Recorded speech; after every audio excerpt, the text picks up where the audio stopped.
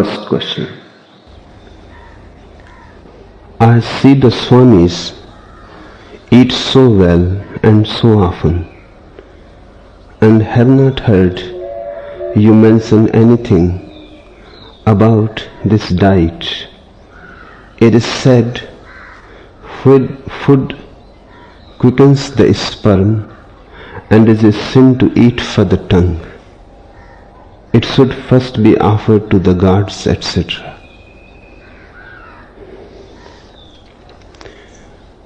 The first thing, I am not a believer in fasting. I believe in feasting. My whole approach is that of celebration. I am not against your pleasures. They are not all. One should go beyond them. But in themselves they are beautiful. A man should not deny anything, because the denied part will take revenge. The moment you start denying something, you go against Tao. Tao is a feast and not a fast. To be natural. Fast can be used only when it comes naturally. Sometimes animals fast. Sometimes you may have observed your dog fasting. You put the food and he will not eat. But he is not a Jaina. He is not a believer in fasting. He does not feel like eating. It is not a question of principle. It is not a philosophy. He is ill. His whole being is against eating. Rather than eating, he would like to vomit. He will go and eat grass and vomit. He would like to relieve. His stomach is not in a condition to digest anymore. But he is not a faster. It is natural. So if sometimes you feel that the fast comes naturally, not as a law, not as a principle, not as a philosophy to be followed, as a discipline to be imposed, but out of your natural feel for it, good. Then to remember always your fast is in the service of feasting, so that you can eat well again. The purpose of fast is as a means, never as an end. And that will happen rarely, once in a while. And if you are perfectly aware while you are eating and enjoying it, you will never eat too much. My insistence is not on dieting, but on awareness. Eat well, enjoy it tremendously. Remember, the rule is, if you don't enjoy your food, you will have to eat more to compensate. If you enjoy your food, you will eat less. There is no need to compensate. If you eat slowly, tasting every bit of it, chewing well,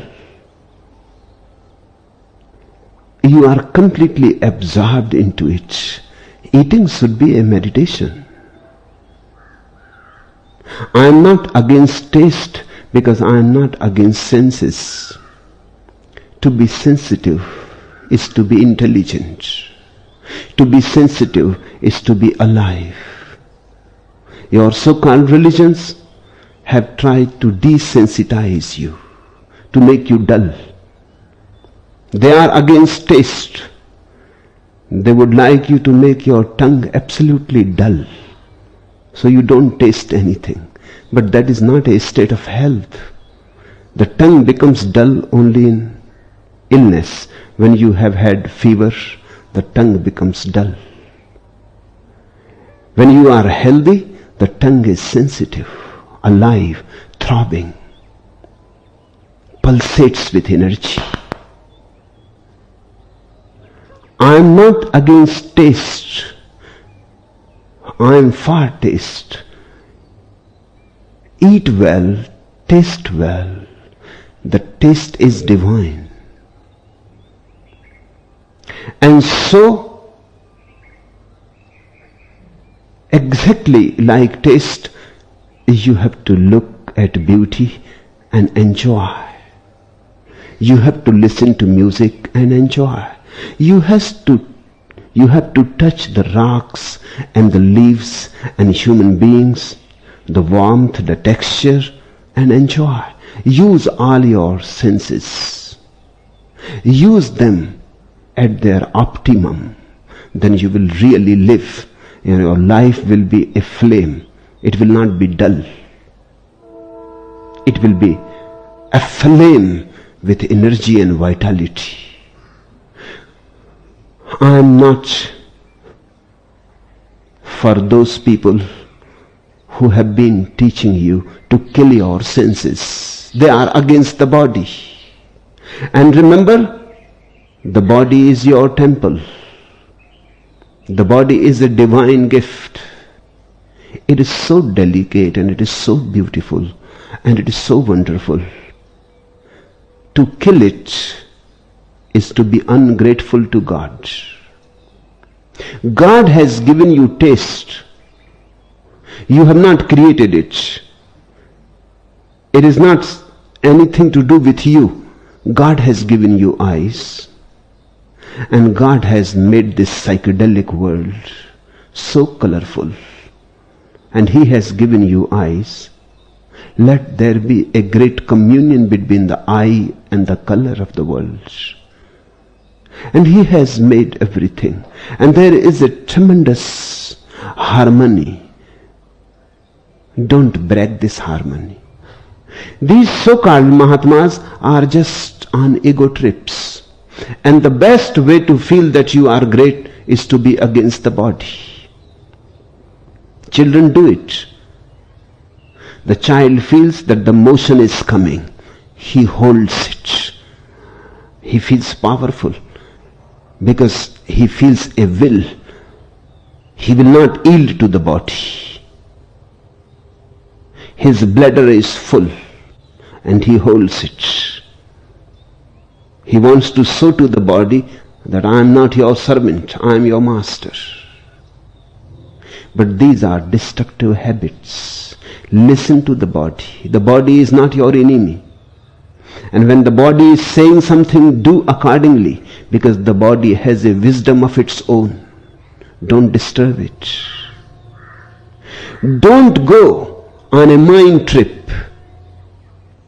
That's why I don't teach you any dieting. I teach you only awareness. Eat with full awareness. Eat meditatively. And then you will never eat more. And you will never eat less. More is as bad as less. Too much eating is bad. Just like too much fasting. These are extremes.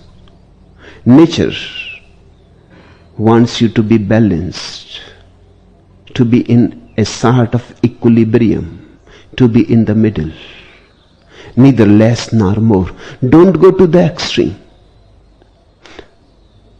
To go to the extreme is to be neurotic. So there are two types of neurotics about food. Those who go on eating, not listening to the body. The body goes on crying and screaming, stop! And they go on. These are neurotic people.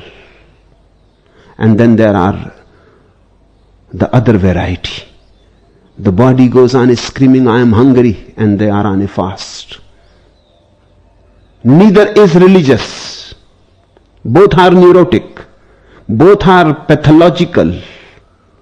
They need treatment. They need to be hospitalized. Because A religious person is one who is balanced. In whatsoever he is doing, he is always in the middle. Never goes to the extreme. Because all extremes will create tensions, anxieties. When you eat too much, there is anxiety. Because the body is burdened. When you don't eat enough, then there is anxiety because the body is hungry. A religious person is one who knows where to stop. And that should come out of your awareness, not out of a certain teaching. If I tell you how much to eat, that is going to be dangerous.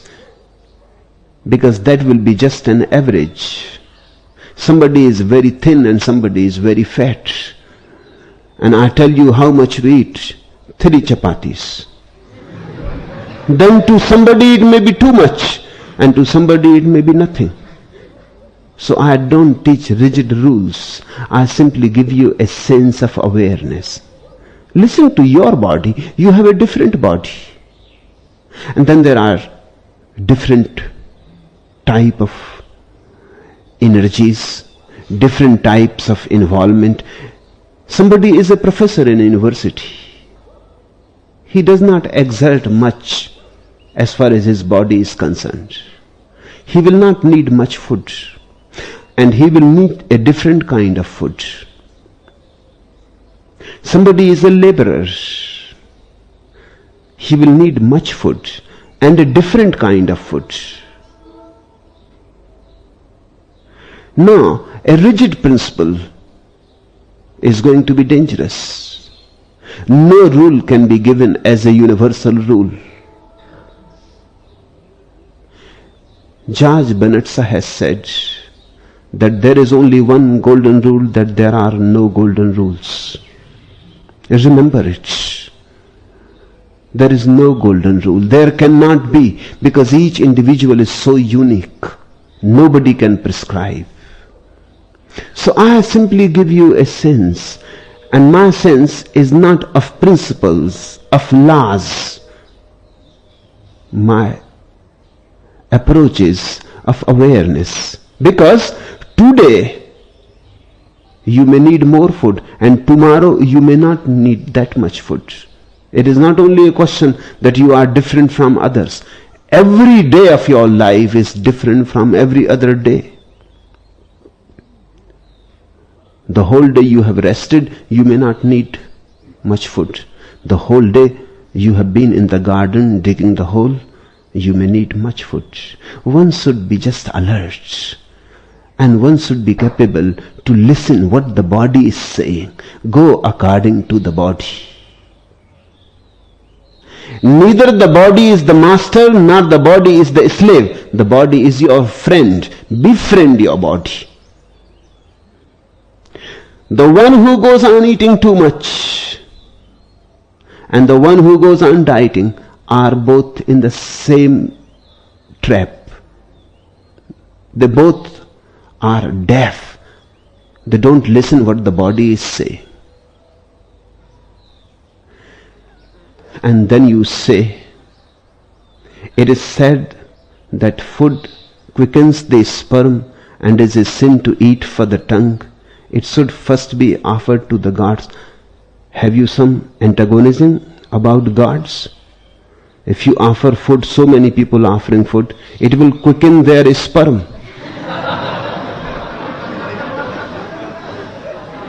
Have you some enmity about gods? And it will help them to fall into sin. Be kind. Leave gods alone.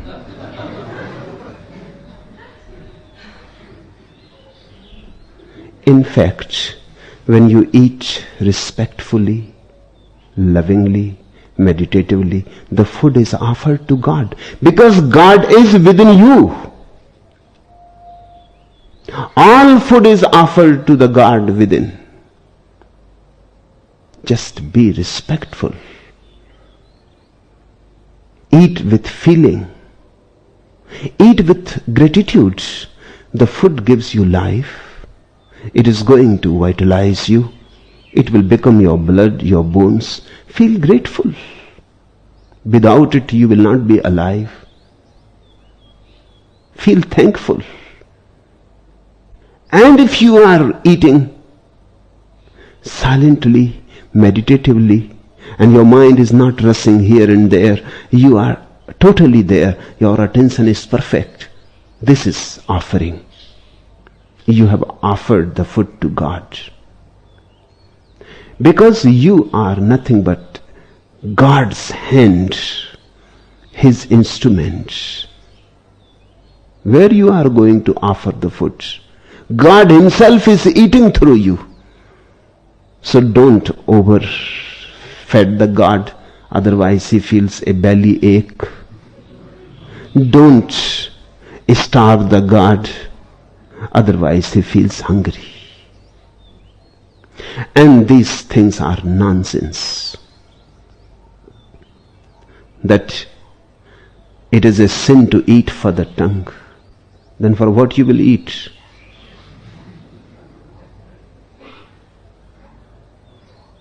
Then it is a sin to see for the eye. Then for what you will see? Then it is a sin to hear for the ear. Then what? For what you will hear? Then there is nothing left for you. Commit suicide.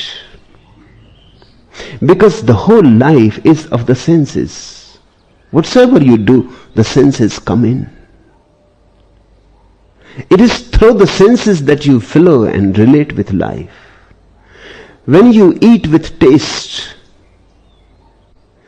God inside is fulfilled, satisfied. And when you eat with taste, the God within food is respected. But your Mahatmas, your so-called religious gurus, they have been teaching you self-torture.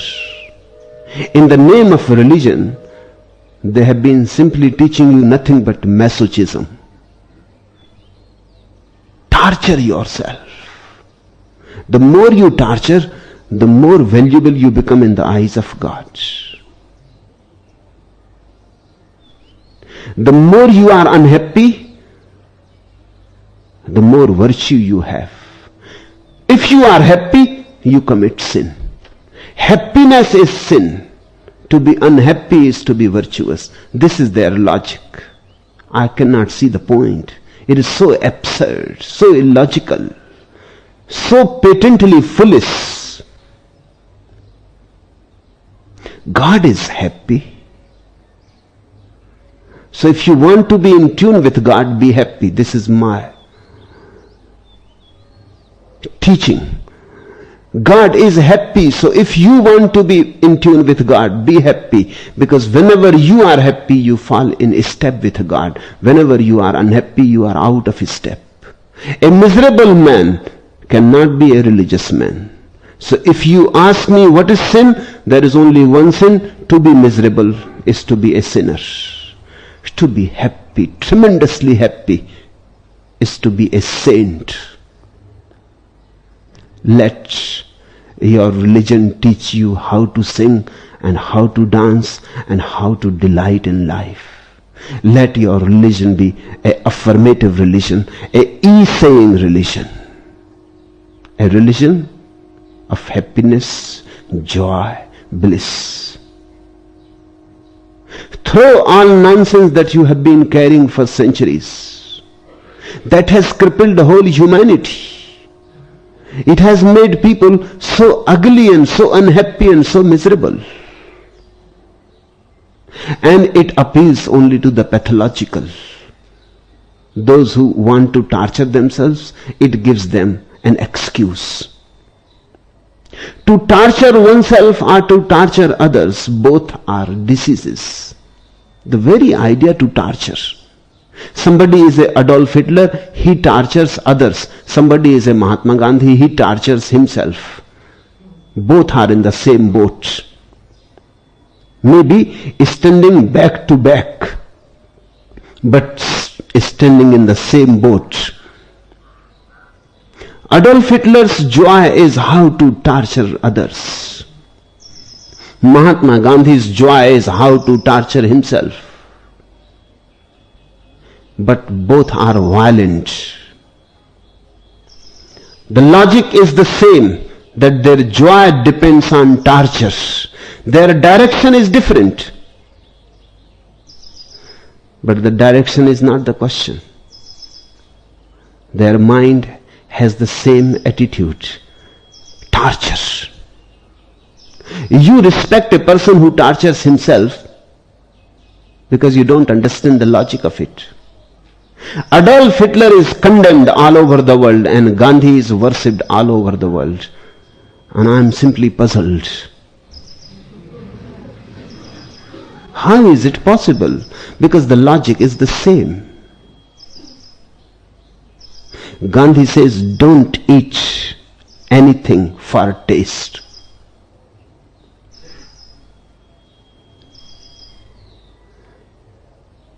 Taste should not be allowed.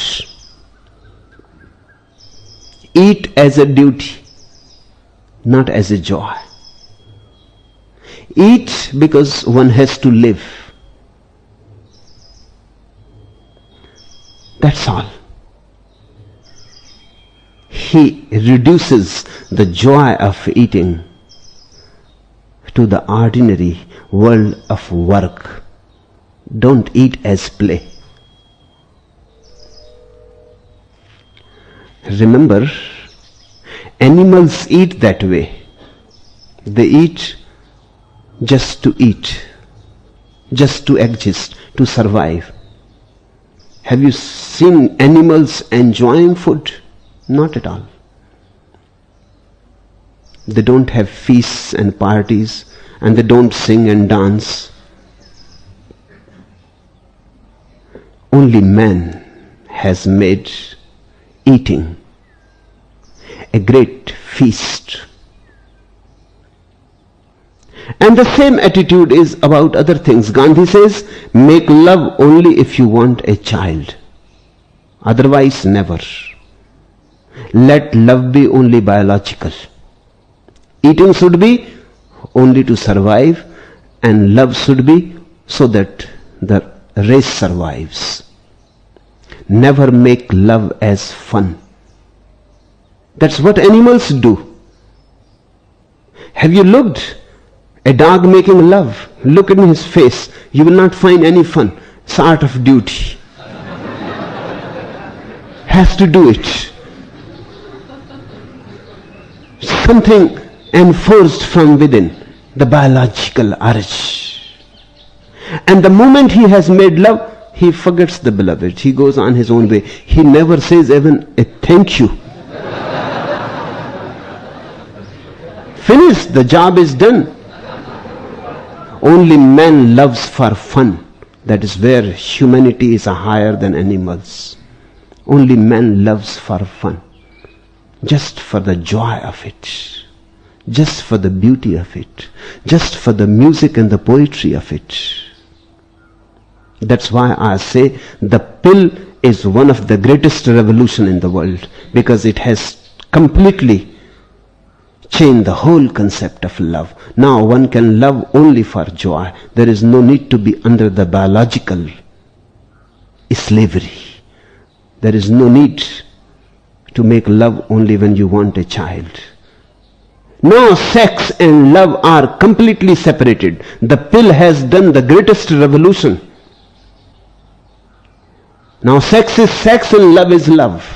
Sex is when it is biological. Love is when it is simply a beautiful music of two bodies meeting, engulfing each other, disappearing into each other, losing into each other, falling into a totally new dimension of rhythm, harmony, a orgasmic experience. No problem of the children, no biological push, pull, nothing. Now the act in itself is beautiful. No more a means towards any end. That is the difference. Work is when it is a means to some end. Play is when the end and the means are together. Play is when the means itself is the end.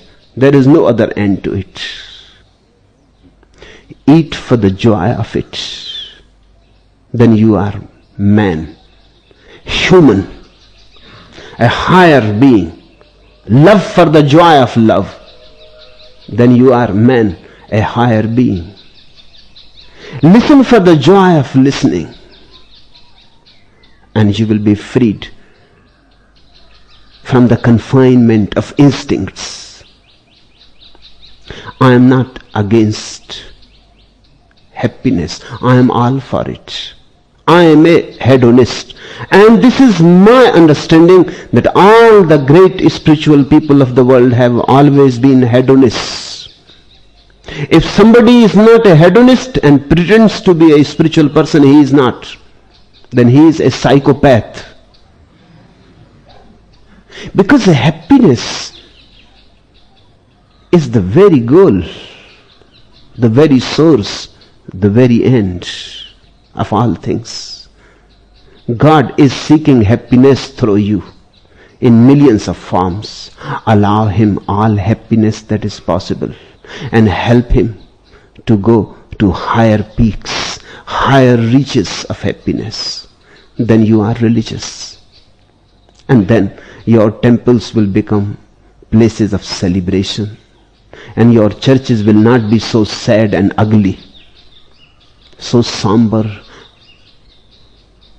so dead, like graveyards. Then there will be laughter, and there will be song, and there will be dance, and there will be great rejoicing. Religion has suffered very much because of these people who have been teaching self-torture. Religion has to be freed from all this nonsense. Great rubbish has become attached to religion. The essential religion is nothing but joy. So whatsoever gives you joy is virtuous. Whatsoever makes you sad, unhappy, miserable is a sin. Let that be the criterion. And I don't give you rigid rules, because I know how the human mind functions. Once a rigid rule is given, you forget awareness and you start following the rigid rule. A rigid rule is not the question. And you can follow the rule and you will never grow. Listen to few anecdotes. Benny arrived home to find the kitchen a mess of broken cookery. What happened? He asked his wife. There is something wrong with this cookbook. She explained. It says that an old cup without a handle will do for the measuring. And it has taken me 11 tries to get a handle off without breaking the cup. Now if the cookbook says that, it has to be done. Human mind is foolish. Remember it. Once you have a rigid rule, you follow it. The mob was meeting the big guy, and what the big guy said went. The buzzer rang, and the servant went over to answer the door.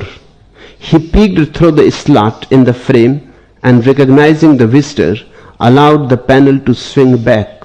Leave your umbrella at the door. The servant told the visitor. I ain't got one, answered the visitor. Then get home back and get one. The boss told me everyone must leave their umbrella at the door. Otherwise, I am not going to allow you in. A rule is a rule.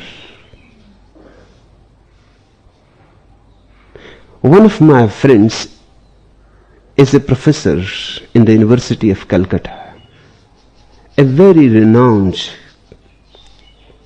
scientist. He went to Rangoon just to gather a specimen of the urine of a certain person.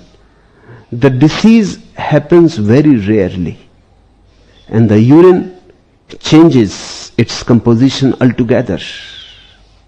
So he rushed to Rangoon. He wanted to study it. He was working. He was researching on that particular disease. He got the urine. He was very happy because the illness happens very rarely, once in a while. But when he came to the Calcutta airport, he was prevented by the authorities. They looked into their files. There is no provision to import urine. So they said, you will have to leave it. We will have to inquire. But he said, this is nonsense. But this is what we can do. You can look in the file.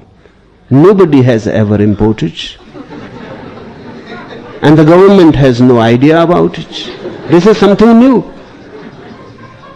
We will have to ask Delhi.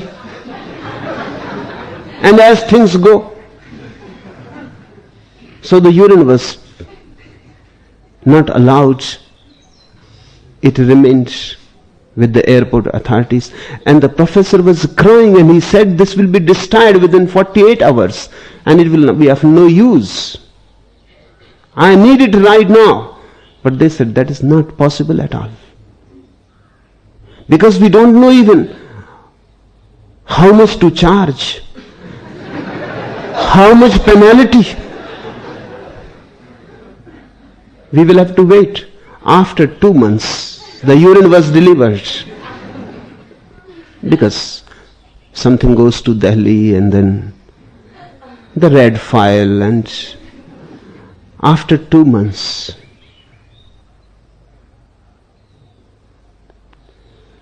rules are rules.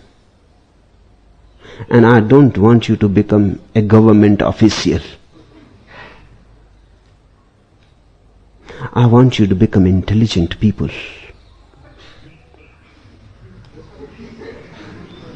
It was a desperate chase, but the police car was catching up to the bank robbers when suddenly it swerved into a gas station, from which point the cop driving phoned his chief.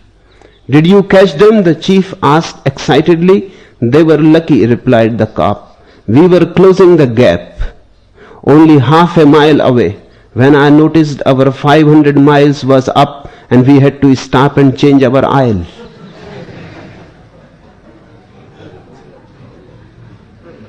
What can you do when the aisle has to be changed after each 500 miles and 500 miles are up? You have to change the aisle first. I never give you rigid rules because I know how stupid human mind is and can be. I simply give you a feel, a sense of direction. Be aware and live through awareness. Ordinarily, you are living a very unconscious life. You eat too much because you are unconscious. You don't know what you are doing. You become jealous, you become possessive, because you are unconscious and you don't know what you are doing. You get mad in anger. You become almost possessed of the devil when you are in a rage, and you do things that you don't know what you are doing. Jesus said on the cross, the last of his words, but of tremendous import, he said, Father, forgive these people because they don't know what they are doing. Now, Christianity has never interpreted these tremendous words rightly. Jesus' message is simple. He is saying these people are unconscious people. They don't know awareness at all. So they cannot be responsible. Whatsoever they are doing in sleep. They are somnambulists, sleepwalkers. Please forgive them. They cannot be held responsible. So when you eat too much, I pray to God, Father, forgive this man. He does not know what he is doing. When you fast, I again have to pray to God, forgive this man.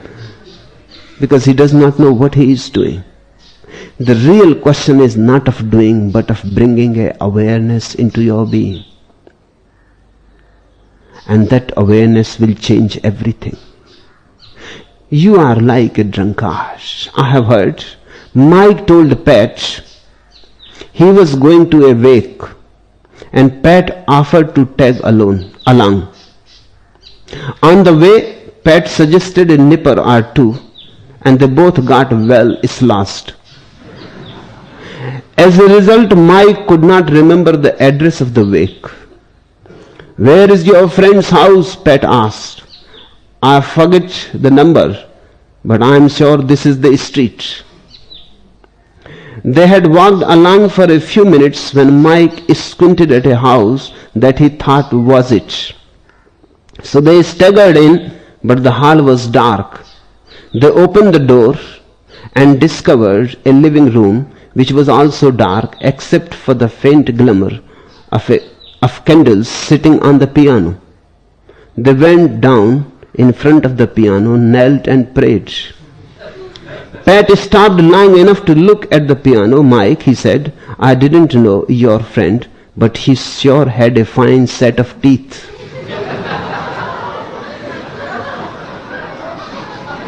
This is the situation. This is how man is. The only thing that I would like to give to you is a taste of awareness. That will change your whole life.